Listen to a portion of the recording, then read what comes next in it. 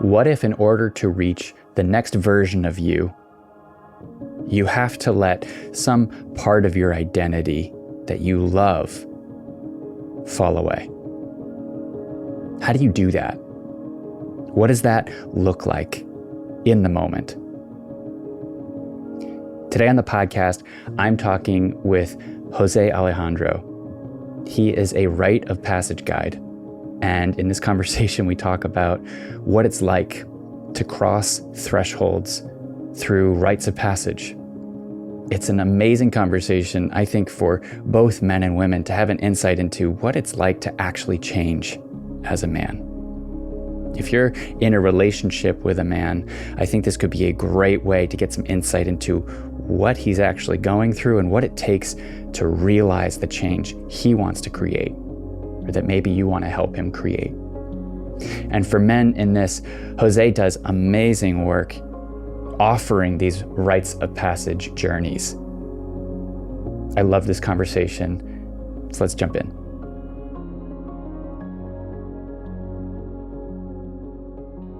Jose Alejandro, welcome to the podcast. Welcome to Reclaiming the Gentleman. It's so good to have you on, man. Thank you for having me, David. It's an honor. Yeah, thanks, brother. I found you after you'd done, I think, a John Wineland training. I think you'd been posting about it, and I think he posted something with you in it. And I was like, this guy seems cool. I followed your stuff, and I was like, wow, so aligned and so unique too. You know, I follow a lot of people in the men's workspace, and a lot of the messaging can blend together, seem very similar, but you have a unique approach. And I'm wondering if, just to kick us off, you could share a little bit about your mission and what you do in your work. Yeah, beautiful. Well, I appreciate that reflection.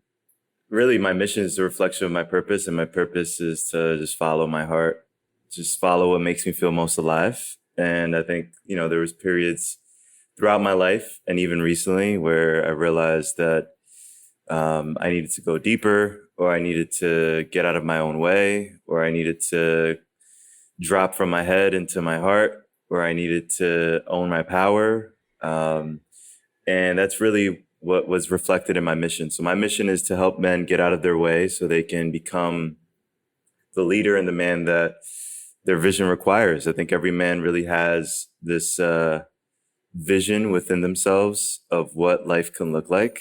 Sometimes they, stuff it down. Sometimes they can be a little bit blind to it because of all the stuff that's layered on top. But every man that I've met has a deep desire to just be the best version of themselves, regardless of what tools they have available. But oftentimes they're in their own way. And I've been there many times. Just yesterday, I recognized a new way that I'm standing in my own way. And my mission is just to help men get out of their way. And that looks like nervous system training. That looks like identity work. That looks like accountability, and really just a level of really personal responsibility. I think it's the biggest piece of all, is just helping men take responsibility for their lives and what they do have control over. Yeah, beautiful, man. That getting out of our own way piece is so resonant for me. When you were sharing, like, hey, I just recently discovered a new one. As someone who's been in the work for a long time, you've done all these trainings, right? You've done men's work, and you're still discovering these new things. I think a lot of guys come into the work with a sense that there's a finish line. And that to me is like the defining feature of a men's work that won't take you where you need to go. Yeah. I mean, I came into it that way. Yeah. I think a lot of men, I would say, out of all the men that I've connected with and supported or sat side by side with, I can honestly say that 80% come in because their relationship is collapsing, or something in their life is collapsing. There's a catalyst, and they want to improve in order to salvage, in order to keep, in order to not lose something in their lives, in order to not feel shame of already having lost it. And oftentimes that energy comes from shame, and that energy comes from a desire for a destination, out of fear of ending back where they were, out of fear of staying where they've been. The thing that I mentioned that came up for me yesterday is, even in the journey that I've been on the surrender that I've learned to allow myself to be with, there's still a realization that a part of me is oftentimes just putting so much pressure to hold this identity of the man that has it all together. And that actually gets in the way of a lot of men as well. You know, it's like you hold this identity, you start going from nice guy to good man, and then you start to uphold the standard. And as soon as something, you know, doesn't go the way that you intended to, you start beating yourself up or feeling like you have to do another layer of work. And yes, you know, that's part of the journey. We get to keep taking responsibility. And also, I'm really in a wave right now of just allowing myself to be human and inviting men to be human, not irresponsible, where they're fucking people over, where they're not taking responsibility at all. Just like, dude, like for a year, take some time off of reading personal development books and Yeah. just enjoy your life and allow yourself to make mistakes and then clean them up after. And that's a big one as well. The cycle that you just described, the nice guy into good man, and you know, that progression is so resonant. And I think it's so easy, especially, you know, I focus a lot on relationships in this podcast. When it comes to men's work, it's so easy to do that like initial, like, oh yeah, I can play this role for a little bit, this good man role. But that moment when things hit the fan and it gets hard, what do you draw on to keep you going? Because it's not fun. It's not fun to have to reintegrate shadows you thought you'd transcended. It's not fun to have to relearn things that you're like, oh, I should be better than this. Like, I know better than this. Why am I defaulting to this? And I think what you just described is like, that's the key. Yes. Yeah, compassion's been my biggest lesson this past year. Mm. I've had to lose some things. I've had moments of deep grief on my knees, just realizing how lack of compassion for self and lack of compassion for others leads to a lack of ability to integrate all the things that we've learned, right? Because I think we talk a lot about courage in men's work. We talk a lot about consistency. We talk a lot about capacity. We talk a lot about conviction, all these different words that feel really powerful. Yeah. And, the word compassion is often not viewed as like this powerful thing. It feels, feminine. It feels more emotional. It feels more empathetic. And the truth is that I've seen more men collapse and lose the lives that they've created from a lack of compassion than a lack of courage. And I think courage is really necessary, but 1% shifts every day can get you much further than trying to drastically change your life overnight. I've noticed when guys take really bold leaps but don't match that courage with compassion, what ends up happening is as soon as they fall short of what they have chosen their new identity to be, as soon as they don't show up in the way that they've committed to showing up, they beat themselves up. And really, it's a reflection of, again, the shame that is present for them. So for me, in moments like that, I've had a deep compassion practice for many years now. But like I said, this past year is just a reminder of the more that I know, the more that I don't know. And I'm not a man who's done the work. I'm a man who's doing the work. And like you mentioned, there's no destination, no matter how many daily practices I've done, how many trainings I've done. At the end of the day, we're here to be human. And I made a post about this the other day. If we're not more fun, if we're not more friendly, if we're not more fuckable, if we're not more, just willing to fuck up and still look at ourselves in the mirror and say, I love you, you're a good man, right? Then all of this work really means nothing. So I think compassion is really about looking at yourself in the mirror and saying, here's what I did. Here's what I will do differently. And I still love myself. It doesn't make me less of a man, less of a coach, less of a practitioner, less of, all the things that maybe we committed to being for others, for our business. So that would be the biggest thing that's most present in my life, is just recognizing that I can do all the capacity work, the clarity work, the conviction work, the courage work, And without compassion, it all falls apart like a house of cards. Yeah. Yeah. I'm curious your take on this, because when you're talking about you can have all the courage, but if you don't have the compassion to match it, it's like it's not going to take you as far as it can. How much courage is there in that level of self-compassion to be able to look in the mirror and say, I love you, right? That could be 10 times scarier than the big leap you're taking in your career, right? Yeah, absolutely. I mean, as men, we love challenge, right? Mm-hmm. We love to sometimes like put ourselves through pain to see what we're made of. And that's, I've seen men do some incredible things and change their lives by choosing to face a challenge or receiving the challenge that's presented to them and rising to the occasion.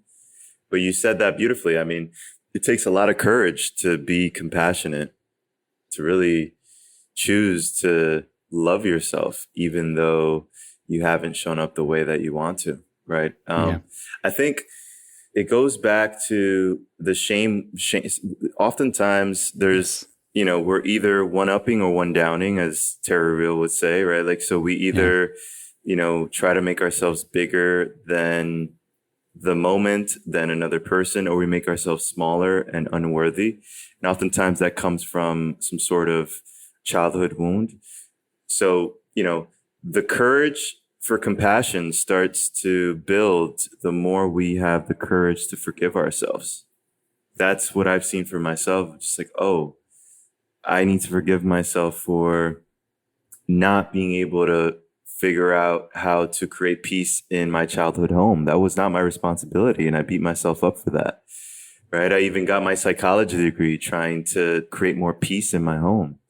I need to forgive myself for not being the man I am today 10 years ago in my relationship, because I didn't have those tools available. And the more you start forgiving yourself, the more then it's been easier for me to forgive my parents. It's like, oh, my mom is not just a mom with this checklist of things that I think my mom should offer me, or this checklist of things I think my father should offer me.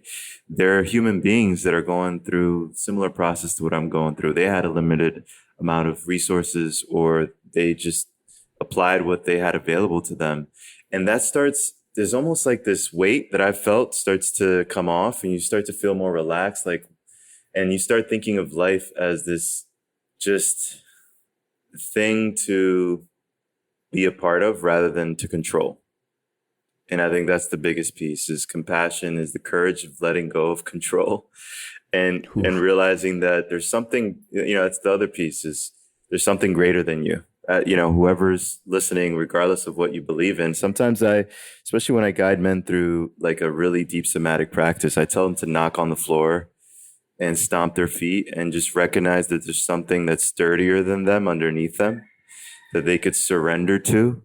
Even if they don't believe in anything, they could be atheists. If there is a ground beneath them, that means they have something to surrender to and let go of everything that they're holding on to for at least an hour. And what I've seen is when men do that, there's this revelation of deeper purpose, more essence, more truth, more authentic expression, because they're no longer carrying this pressure of having it all together for everyone and everything all the time. And that takes a lot of courage, like you mentioned. Yeah. Yeah. I mean, that you took it exactly where I wanted to talk to you next about, especially when you brought in this piece of forgiveness, but that there's something bigger than you, right? I think one of the things that I really appreciate about you is you do bring in the concept of spirituality into men's work, which can be very tricky to do. A lot of guys come in with a lot of strong beliefs, be they religious, spiritual, or completely non-religious and atheist, about where that belongs in their system and their self-development. And it can be a big barrier, I think, to accessing that forgiveness and that compassion, because sometimes it has to come from something bigger than you, right? You have to draw on some source that doesn't come from directly inside your body sometimes, that tapping on the floor is one way to access that. But how do you approach that when you encounter that in your men's work? Yeah, that's a great question. I made a post about this recently, that when I was, I got baptized, communion, confirmation, I was raised Catholic, then shifted, my parents shifted churches a couple times when I was younger, and then I went into my teenage years, and I went full atheist. There was a part of me that felt like, well, this person is at the podium sharing scripture, and they are living their lives in this way. And my grandfather prays every day, but he treats my grandmother in this way. Or, how could God exist if this chaos is happening in my home? Like all these existential questions, I was just fucking pissed and furious about. Yeah.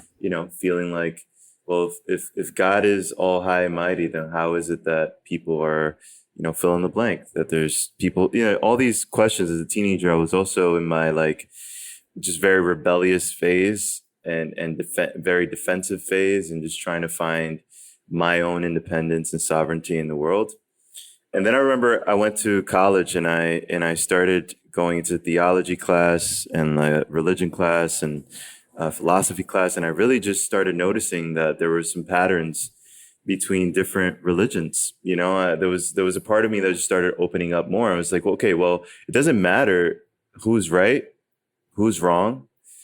What I'm noticing is that there's something incomplete. There's something that people get from surrendering to something greater than themselves. And as humans, we're storytelling beings. We love stories. So if there's a story that can help someone understand why they're surrendering themselves to something greater, then, fuck it, that makes sense.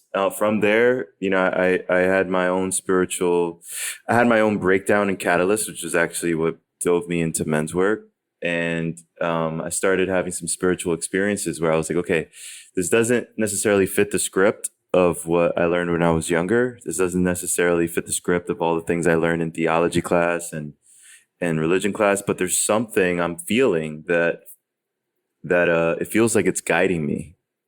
And, I dove deep into that world. And I think when I, did my rite of passage in 2020, I really loved how my teachers approached it, because I had a Muslim man in my cohort.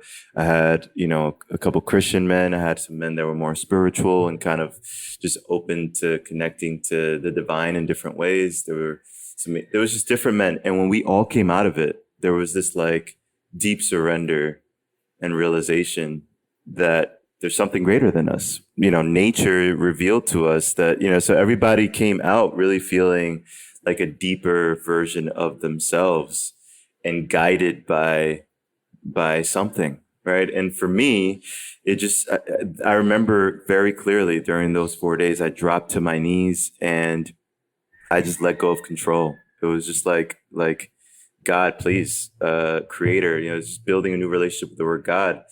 Please, just reveal to me whatever vision, clarity, gift needs to be revealed in order for me to almost just be the hollow bone for whatever wants to come through, be the chalice for whatever wants to come through. And from there, the more I try to control my life, the more I am deeply humbled.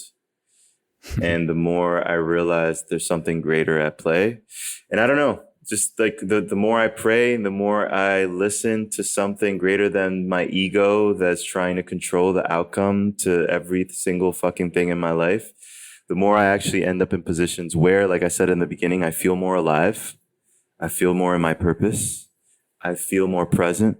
I feel more connected. So my approach, just to kind of summarize, is I never tell men what to believe, but I always tell men that they have full permission to surrender to something greater than themselves. And I invite them to be courageous enough to recognize that if they follow their hearts, they will always land in the right place. And my belief is that our heart is a direct connection to source, to God, and to something greater. So, doesn't matter what you believe. You drop down from your mind into your heart, something magical happens. Yeah, I love that. Thank you for sharing all that, because there's so much power that comes when guys come into a circle together, willing to risk a vulnerability that has probably never existed for them in a circle of men before. And for you to offer a framework of the greater power can be found inside of you, right? It can be touched into by accessing your heart, the level of surrender that becomes possible in that circle, like with the company of other men, with the strength of other men around you, there's a magic in that I don't think hasn't been studied very well yet, right? Like, but there's something really real when we do this together, when we do that work in circle, I always call it. And you just described a few instances of circles you participated in, one of which being your rite of passage. Probably the most compelling thing about your work to me is that you really focus in on this rite of passage thing. And I'm not going to lie, it's actually kind of challenging for me because I never actually had a specific rite of passage, right? And yet I consider myself a practitioner of men's work. I work with couples in deep spaces, but I don't think I articulated my journey of self-development in that way. But when I found your work, it really struck me like, do I still need to do that? Is this something that I haven't participated in yet? And we can get to that. I'm more curious, actually, first of all, I'd love to hear about your rite of passage, if you're willing to share a little bit about that, because it sounds intense. Yeah, absolutely. For one. Well, it's been 6 years, and I'm actually gearing up to go on another journey, another wilderness rite of passage of my own. And the reason for that is because rites of passages were structured in a very specific way when we look at it from the perspective of our ancestors and the coming of age rituals that they practiced. We often talk about rite of passage from the lens of transitioning into boy, adolescence, into adulthood. But if we look at studies that anthropologists have made and even tribal cultures today, there's rite of passages beyond that. There's rite of passages from, single to family man, right? And father. There's like even if it's just a wedding, there's a process, sometimes a 3-day ceremony in a lot of these cultures that allow a man or a woman to prepare to become that version of themselves. Same thing with elderhood, right? There's a big transition from being in the archetype of man to actually elderhood, where you're recognizing not only your age, but the wisdom that you carry and passing it forward. So there's different rites of passages. And I think there's a big conversation that I also partake in about how there's a traffic jam in adolescence in today's culture and that we need rites of passages. But men like... What does that mean, a traffic jam in adolescence? Yeah. So traffic jam in adolescence is boys stuck in men's bodies. So what ends up happening is when there's a lack of elderhood, there's a lot of older people. There's a lack of elderhood, which is a choice, right? Older people choosing to create space to pass down wisdom into younger generations, but then also containers and ceremonies or experiences, initiations that help adolescents really have that break in the psyche where they go from, in simple terms, codependency and independency to interdependency. A lot of that reason, and then that goes into my own journey, is because, before communities were very small, right? So we had maybe 100 people in a community to 500 people. But I think there's studies that show that 100 people is like that beautiful number where you can provide for each other. And then after that, you kind of start having too many people to actually know what value they bring into the community, to be able to take care of everybody the same way. So when you think about community in that way, it was literally a matter of life and death to turn a boy into a interdependent being that not only received value from the community, but offered it. Today, community is very sparse. So you and I are talking from two different states, right? Social media allows us to see content from around the world. We are impacted by politicians that aren't even leading our country. There's so many things that are happening. You can order something and receive it in the mail within a week from a different location that usually you'd never have access to. TV shows are really shaping our culture. So you think about community in that way, what ends up happening is that we start self-initiating. So it's like, especially in the United States and Western culture is very selfish. Even the personal development space is me, let me get better, self-help. And there's a lack of relational development, community development, right? So we're on this journey of self-initiation. So that comes back to your question. I've been on a journey of self-initiation for some time, even just going to get my bachelor's in psychology. like I mentioned, was a reaction to wanting to create some peace in my household. It's like, why is my mom responding this way? Why is my father reacting this way? How can I understand them so that I can be the referee in the house? And then how can I take ownership of my own mind so I don't end up like them? And that was me trying to self-initiate. Now, obviously, there were teachers involved, there were professors, there were books, etc. But it was kind of me just consuming without an actual threshold, which is the big piece. I had the catalyst in my relationship that led me to reading some books about masculine emotional intelligence and really just getting clear on the fact that I understood the lingo very well, but I hadn't actually processed emotion, processed unfelt feelings. I hadn't actually sat with my little boy, with a teenager. I hadn't actually looked at my defensiveness. I hadn't looked at my shame. That brought me down another like rabbit hole of self-initiation, just trying to read books about, about masculinity. More knowledge. Yeah. Exactly. And then even the process of actually doing the work, right? And processing emotion and sitting in men's circles and receiving support and having coaches that brought things to a somatic level. There was some initiation there, but there was still not like this, like clean break from the boy that was avoiding responsibility. So on my journey, I remember 2020, I had a men's event. I was hosting a men's event, 80 men. I was really proud, the co-founder and I, for doing that. It was 3 months before COVID lockdown. And one of the brothers that we invited, one of the guides that we invited to come to the event and do a little workshop at the event, he was a rite of passage guide. And I had heard him talk about rites of passage.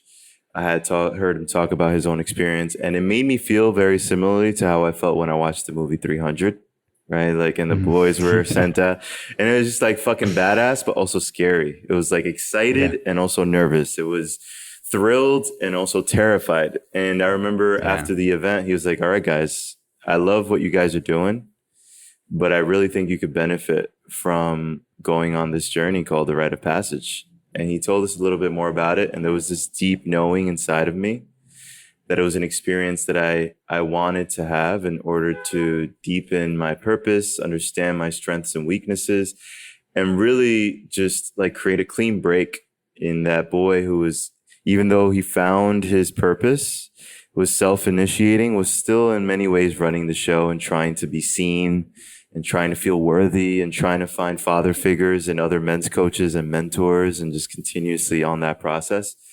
So I think men need thresholds. That's what I'll say.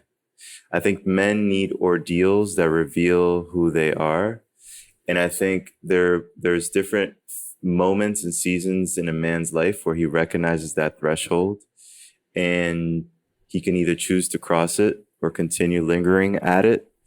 And I think a rite of passage, from my own experience, is one of the cleanest ways to create a true identity break and also feel held and supported in the process of building a new identity. So a real rite of passage has a severance process, which is a cutting, has an ordeal where you sit with nature and with yourself. So as a guide, I'm not involved in that middle process. I just lead men to the threshold, and then they're communing with nature and with themselves. And that's the real rite of passage. If anybody says, I led a rite of passage the entire way through, that wasn't a rite of passage. Maybe it was a retreat. But I don't lead rites of passages. I guide men to their threshold. And then on the return is the integration piece of just being held by other men who've gone through the process, who went through it with you, in supporting you and building that new identity that your next evolution requires. That severance piece feels really, the analogy is like cutting the cord of a newborn baby.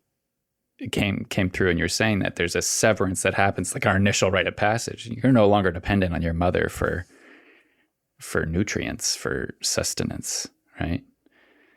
There's a lot of that. A lot of analogies that come through, I think, in life. Hey, I'm no longer relying on this thing that was just given me, that was just there, that's been supporting me unbeknownst to me. I'm suddenly now responsible for this. is potent. I believe it's Michael Meade that says, the true rite of passage helps a man go from the lap of mother to the lap of mother nature. Mm. Yeah. And that's the way I see it. You know, nature is really a key piece to the process. That's why I'm going into another one this year, you know, because there's a part of me that realizes, wow, after 2020, after doing my experience, I really deepened my purpose. I claimed my own seat at the table. I deepened my relationships. I made some bold fucking moves. And also there's something that the last 6 years served me that can't come with me to the next 6 years. And there's a part of me that's awakening, and this deep desire to father things in my life, right? Like to be a steward, you know, and maybe that includes fatherhood in the next 6 years as well. And there's still a little bit of kind of like that warrior bachelor energy that is moving through me. That's really excited about creating more things, but it's still seeking. And I noticed that has come to a death, and I just feel like a deep calling to be in that experience that I had in 2020 with nature, where the seeker matures into the steward, and just the man who really holds everything in his life with more depth rather than width. And and it's even scary just saying that, you know, it brings up some emotion, because there's a part of me that really has enjoyed the past 6 years and the fruit that it's bared. And I also know that, yeah, there's just this deepening that's calling me forward in my life. And, you know, I'm ready to die again. There's another identity that's ready to be shed. Yeah. I mean, death is just as much a part of it, isn't it? There is a leaving behind that has to be grieved. This thing that I loved that was me falls by the wayside, is no longer appropriate for this new life that I'm building. And that's scary, and it's sad, and it's a really good reason to not do the thing. If you value comfort, if you value familiarity, sameness, control, all these things that can get in the way of the life we actually want. Yeah. Yeah. It goes back to getting out of our way. I think you mentioned the piece about death and grief. There is no growth without grief. You know, I think one thing I noticed in the personal development space very often is the picking up of tools. It's like this: more discipline, more tools, more discipline, more tools. And both of those are important, but it's like bringing all of like your entire tool bag to change a tire. And there's so many tools in there that you can't, in a grounded way, actually pick out the one that you need. And I think sometimes in order to get the job done, you actually need to leave behind the ones that, you know, it's like you can bring every tire iron from every fucking car that you've owned since you were 17. Yeah. And then have like a 3-hour experience trying to change one tire because you can't find the right tool, or you strip the nuts because you're trying to get the right, or you can realize like, oh, wow, these tools served me. These vehicles served me. It was like beautiful to go on my first date when I was 17 in this car. Yeah, all these memories from them. Exactly. I feel that experience when I have this tire iron here. That Exactly. You know? Yeah. But really, it's a hoarding of tools and like you know, hoarding of information and a hoarding of things that at some point we need to let go of. So I actually think that one of the ways that we get in our way the most is not necessarily that we're not willing to do the work, but I find that we're not willing to let go of an identity and actually grieve that identity. Like grieve that identity, especially when we start doing the work. Like you mentioned, is we become the good man. We become the man who does the work. We become the man who does the therapy, who does the men's groups, who does all these things. Well, guess what? Even that version of you gets to die. Mm-hmm. Like I no longer do these intense experiences the way that I used to. unless I feel deeply called for a specific reason to do so. And I feel like the last one that I did is deeply integrated. My focus is on having a weekly men's team where I tell these guys, here's what I'm working on. Here's what I called in. Here's where I'm falling short. Here's what I think I see. Maybe there's something I don't see. And that's much deeper work than reading a book every fucking month, than, going to an ayahuasca ceremony every fucking 3 months, and it's also the scarier, more difficult work because it requires you to actually be the man that Yes. you're claiming to be. You can't hide behind the huge experience. You have to live the life experience, right? Bingo. Exactly. Yeah. Yeah. Yeah, that resonates a lot. And there's a lot of, I think, that talk out there, especially in the medicine space. It's just one more ceremony. I just need a ceremony for this.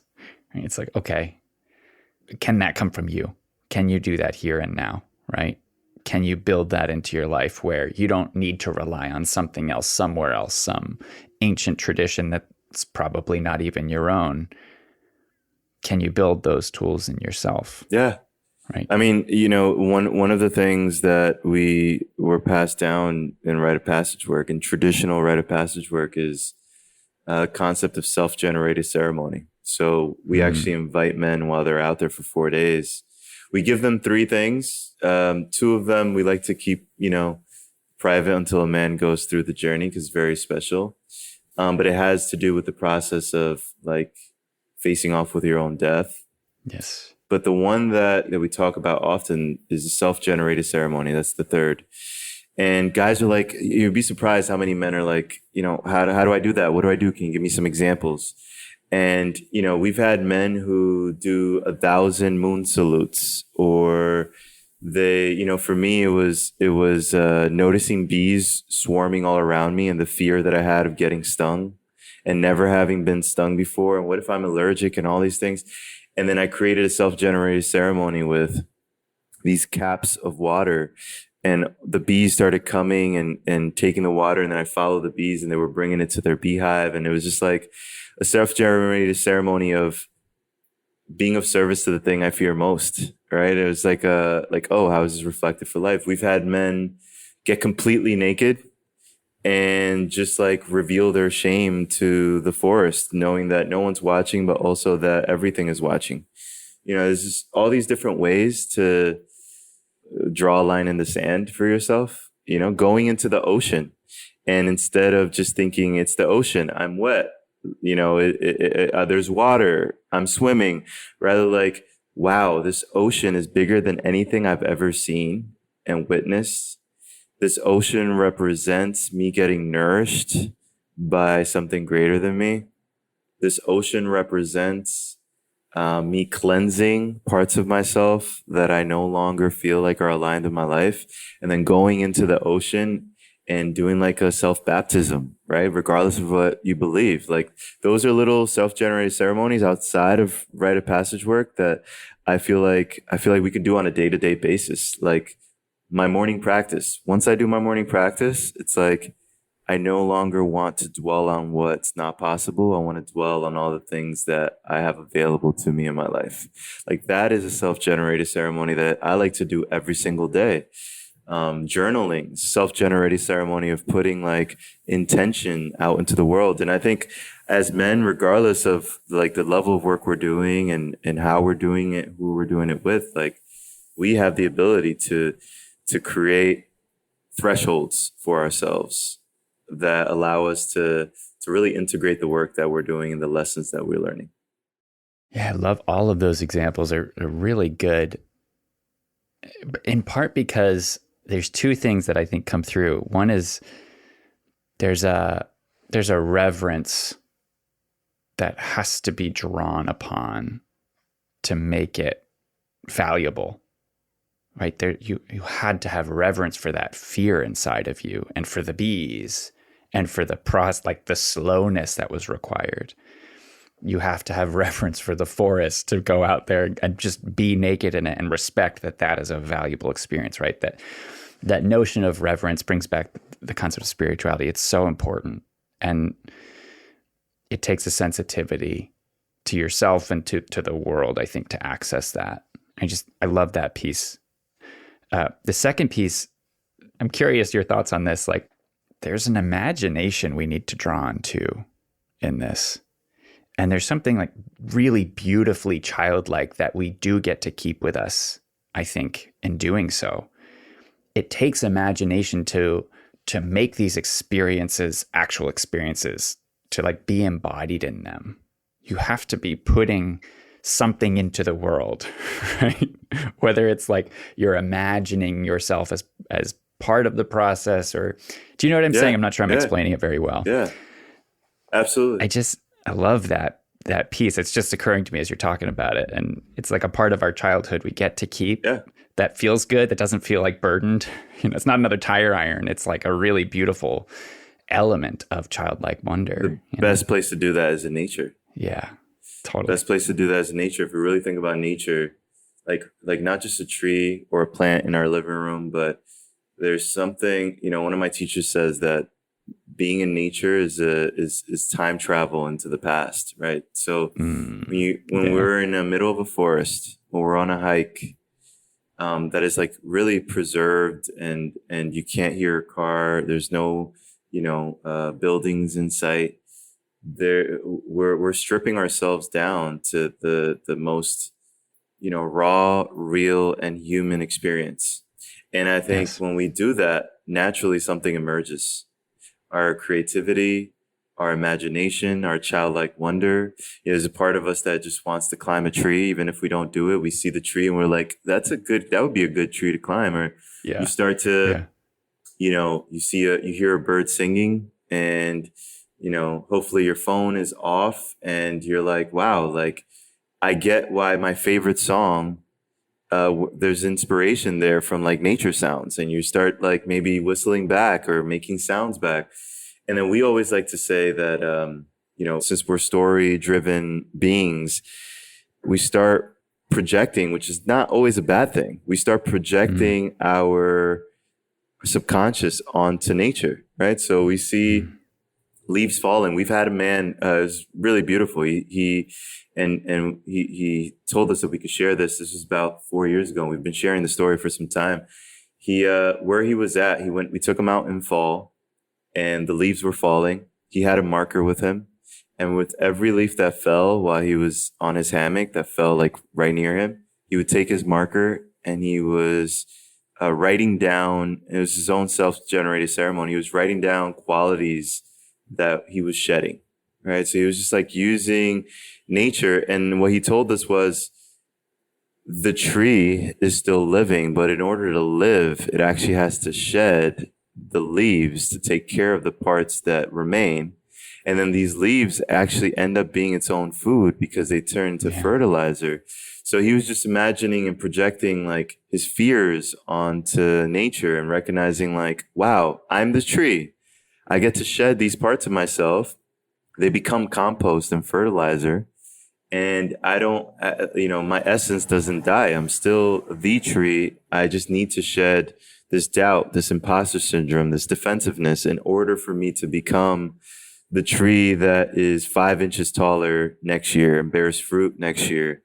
And, it's just, there's no greater mirror than nature. It's just no greater mirror. I love that.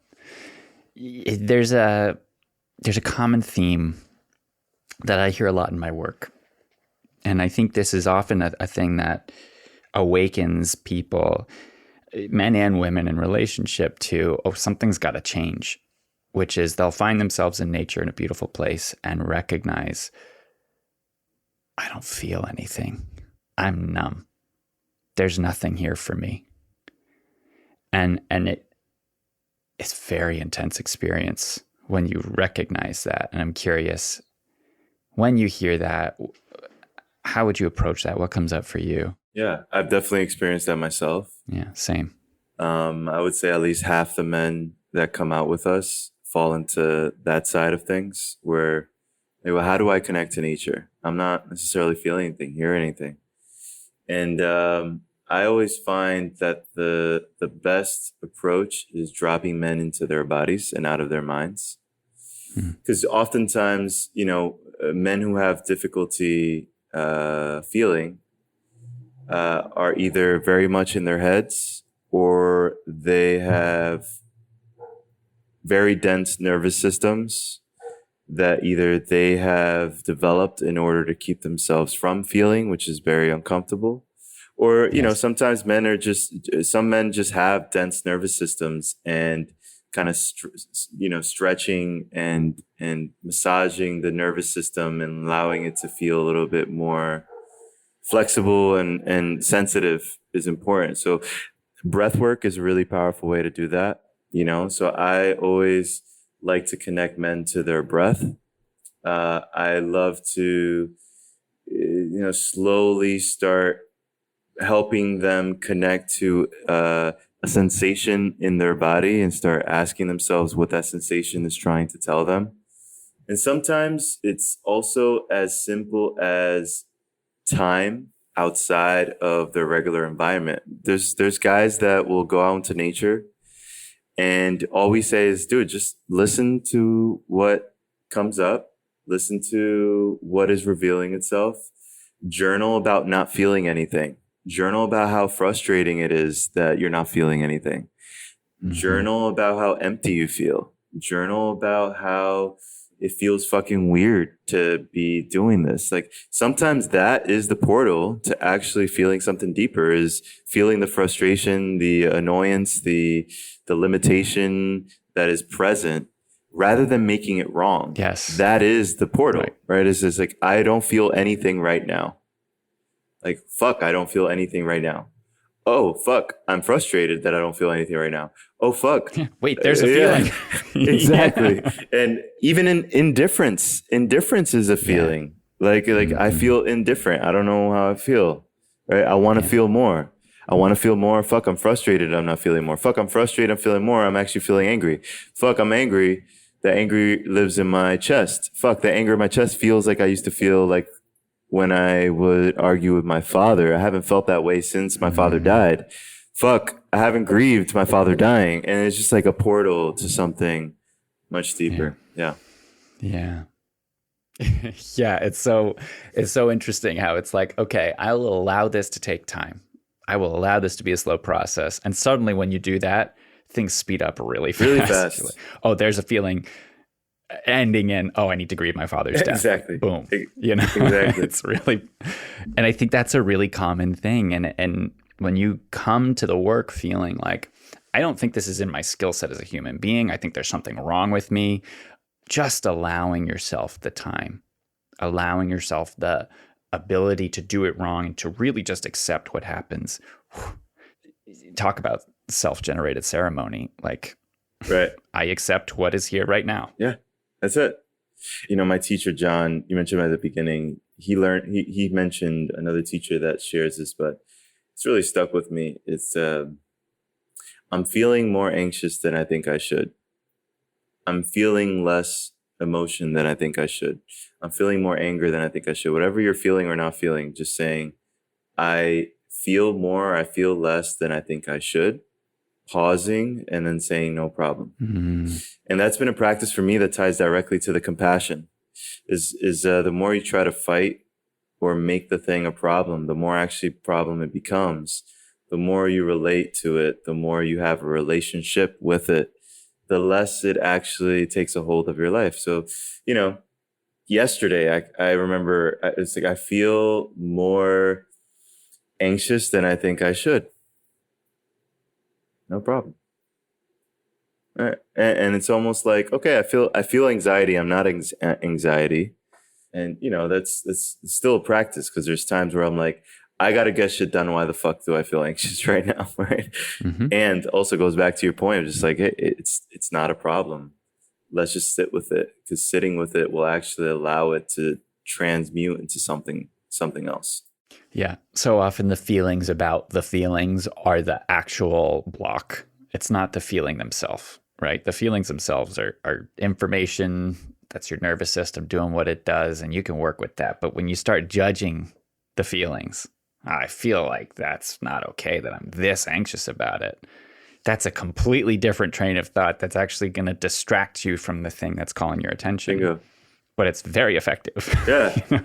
It'll keep you right where you are, which is more comfortable and familiar for a lot of people. Yeah, I mean, it gives it feeds energy, Yes, right? it feeds it. And sometimes that feels good, even though it feels bad. Yeah. You know, the little boy does not like being yelled at, but if the little boy only received attention by getting yelled at, he's going to find ways to feel the way that he did when he got yelled at.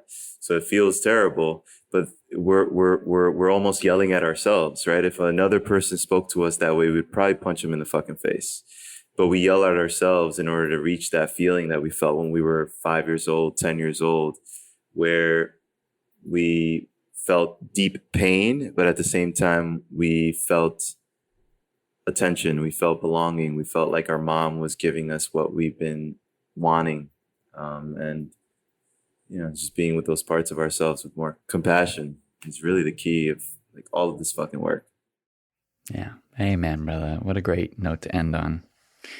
Thank you so much. I know you're doing a new rite of passage. If you want to share a little bit more about that, it'd be great. I think you got some listeners here who'd be very interested in what you're doing. Absolutely. So we actually kicked off, today's Thursday, we kicked off our first call for our Threshold program, which is our leadership rite of passage, on Tuesday.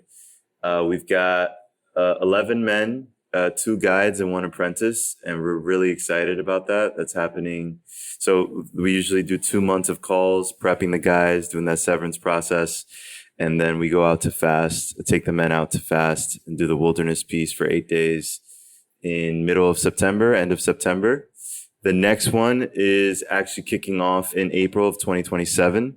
We've already got 5 out of 12 spots filled up. So any man that feels this deep calling to go through a process of initiation with other men in this way that we talked about today, the wait list is open for that. And you could just DM me at rjose_Alejandro. And then also we have our feature retreat, Rise to Greatness, that's happening in March as well. And that's definitely an initiation. It's not a rite of passage, but it's a very fun initiation down in Mexico. And that's a beautiful experience. We really love how deep we go, but also how just connected, fun, and exciting those experiences are. So, yeah. Beautiful, man. Amazing opportunities. There'll be links in the show notes, so check that out if it's as interesting to you. Jose, thanks so much for coming, man. This has been really great to talk to you. Likewise, brother. Thank you for having me. It's been an honor and a beautiful convo. Thank you for listening to this episode of Reclaiming the Gentleman. If you want to get in touch and follow Jose, you can check the show notes for links to that. If you want to learn more about working with me, you can also get in touch with me via the links in the show notes. You can go to davelashansky.com. As always, wishing you a beautiful day or night, wherever this finds you. I'll be back in a week.